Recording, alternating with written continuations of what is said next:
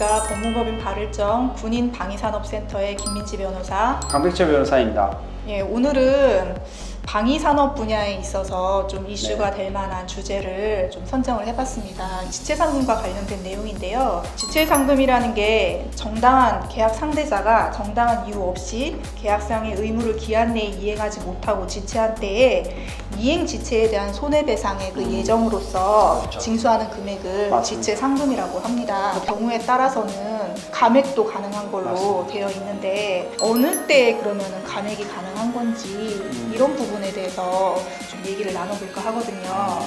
이게 우리 지체상금률이 정해져 있잖아요. 그렇죠. 그 지체상금률이라는 게 지체가 된 일수의 그 계약 총금액의 몇 분의 1, 뭐 이런 식으로 해가지고 그렇죠. 딱 선정돼 있는데 대부분의 의뢰인들은 그냥 그 기간을 산정해서 수학적으로 계산을 하면 당연히 내가 받을 수 있구나 라고 이제 생각을 많이 하시죠. 감액할 수 있는 그 기준을 판례에서는 계약 당사자의 지위, 계약의 목적과 내용, 지체 상금을 예정한 동기, 실제 손해와 그 지체 상금액의 대비, 그 당시의 거래 간액 및 경제 상태 등 재반 사정을 참작해서 약정에 따라서 산정한 지체 상금이 부당하게 과다하다라고 네. 판단이 되면은 네. 일정 부분에 대해서 감액을 해줄 수 있다라는 게 판례의 취지입니다. 일방이 국가인 경우에는 국가를 당사자로 하는 계약에 관한 법률이 적용이 되잖아요. 네. 국가계약법에서는 계약이 지체되는 경우에는 반드시 상대방에게 지체상금을 물도록 의무화해서 규정을 하고 있거든요.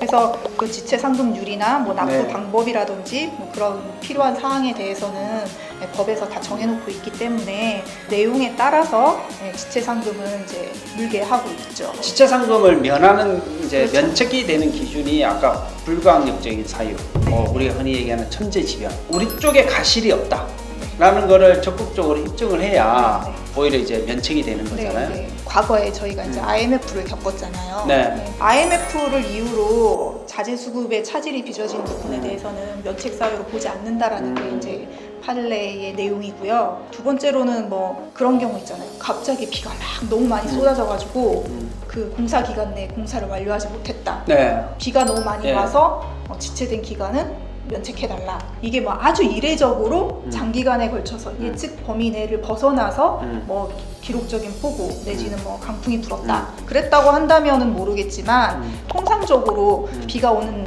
날수도 공사 기간에 예정에서 포함해서 공사 기간을 정하고 있기 때문에 면책 사유로 보기 어렵다라는 게 판례의 입장입니다. 방위산업 분야에 있어서는 또 이제 문제될 수 있는 게 많죠. 이제 광급자재와 네. 관련해서 이렇게 대체할 수 없는 그렇죠. 국가에서 제공해야지만 어떤 물품이 완성되는 네. 경우에 있어서는 네. 근데 그 광급자재가 제대로 수급이 안 돼서 지체되는 경우는 어떨까요? 그러니까 이제 예를 들어서 이제 해군 출신이다 보면 함정이 있잖아요. 함정. 현대중공업이든 어디 뭐 중공업이 맡기면 그 배 하나를 만들기 위해서 그 현대중공업이 다 할 수는 없잖아요. 그렇죠.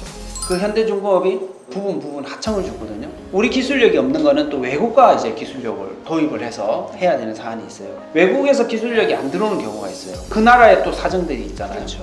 그래서 그런 사정들에 근거해서 하청업체들이 이제 더 발전을 못할 때 그럴 때는 이제 좀 문제가 되더라고요. 여러 가지 뭐 지체상금 면책 사유에 대해서는 방위사업법이나 뭐 방위사업청 내의 어떤 군수품 조달 관리 규정 뭐 이런 데서 많이 정하고 있기 때문에 사유가 있긴 하지만 그 사유에 우리가 지금 처해 있는 상황이 해당되는지 안 되는지 그런 거에 대한 판단이 되게 중요할 것 같거든요. 정부가 제공하기로 한 시험장 및 시험장비 제공이 지연된 경우, 네. 그다음에 물품 인수, 전산 장애 등으로 인하여 납품 처리가 지연된 경우, 기술 자료 미제공으로 인하여 생산이 지연된 경우, 이게 어떤 법이죠? 군수품 조달 관리 규정입니다. 방위사업청 네. 규정이고요. 여기에 보면은 자세한 이제 면책 사유를 정하고 있습니다. 그리고 뭐 네. 지체상금 면책을 원할 때 어떻게 해야 되는지 뭐 이런 부분에 대해서 나와 있고 업체에서 지체상금 면제를 해달라고 요청을 했는데 방위사업청에서 이제 면제 신청을 받아서 검토를 했는데 저희가 요청하는 대로 네. 면제를 해주지 않는다라고 통보를 할 수도 있죠. 예, 그런 면제를 할 수 있는지 없는지에 대해서 판단할 때 네. 방위사업청 내부적으로 아마 뭐 계약심의위원회 뭐 이런 걸 열어가지고 면제 사유에 해당하는지를 판단을 할 텐데 그런 절차를 거쳤음에도 불구하고 예. 면제를 해주지 않는 경우에 네. 방위사업법에서는 그 옴부즈만 뭐 제도를 활용할 수 있도록 근거 규정을 두고 있습니다. 그 옴부즈만 제도에 따라서 그 내용을 좀 구체화시켜 놓은 게 방위사업청의 옴부즈만 지체상금 심의위원회 운영 규정이라는 게 있습니다. 이게 이제 방위산업청 훈령이네요. 네, 그렇죠. 일반 지체상금하고 다른 이제 국가와 특히 그렇죠. 이제 방위산업 방위산업 분야에 있어서는 네. 방위산업법의 규율하고 그 방위산업법의 훈령에 따라서 이 지체상금 심의위원회라는 걸 운영을 하고 있네요. 네, 이게 옴부즈만이기 때문에 네. 외부 뭐 교수, 변호사 뭐 네. 이런 사람들로 구성된 위원회에서 네. 객관적으로 다시 한번 업체가 요구하는 지체상금 면제 사유가 있는지를 판단하는 기구입니다. 옴부즈만 지체상금 심의위원회 운영 규정에 따르면 위원들이 보고 필요한 경우에는 소관부서, 그다음에 뭐 계약업체 등을 출석시켜서 발언할 수 있는 기회를 준다라는 내용도 여기 포함이 되어 있거든요. 법률상 자격을 갖춘 사람이 대리인으로 참석해서 업체를 대변해서 발언할 수 있는 기회도 부여가 되어 있습니다. 이 규정상에 따르면. 그 위원회 가기 전에 네.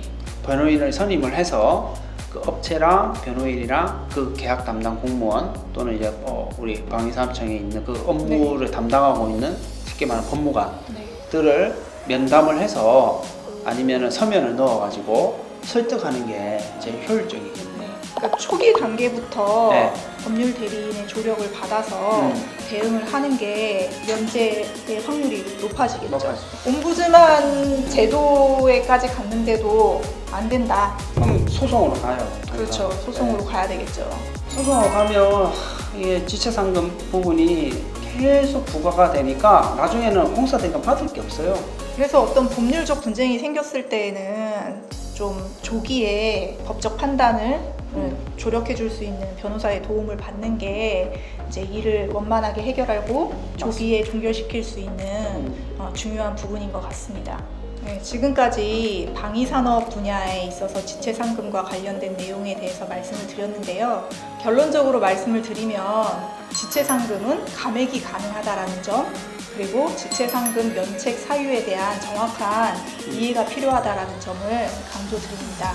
혹시 이 분야에 대해서 궁금한 점이 있으시거나 뭐 이러신 분들은 언제든지 저희한테 문의를 해주시면 성실히 답변해 드리도록 하겠습니다.